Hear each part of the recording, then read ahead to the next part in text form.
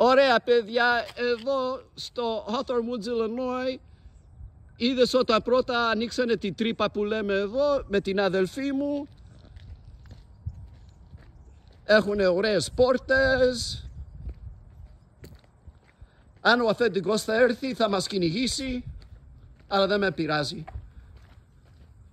Ωραία το garage, κοίτα ωραίο τσιμέντο εδώ μπροστά.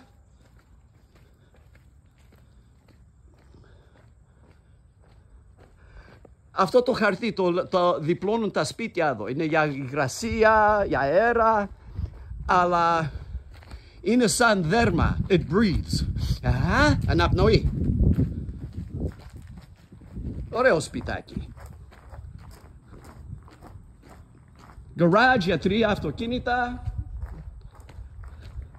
Την αδελφή μου είναι πιο έξυπνη και πιο δυνατή από μένα. Anyways, she got the good genes, gang. I don't see a lockout here for the basement. It's not a slab. I was here for the excavations. Okay, but it's Wait, not a they lockout. gotta have windows somewhere.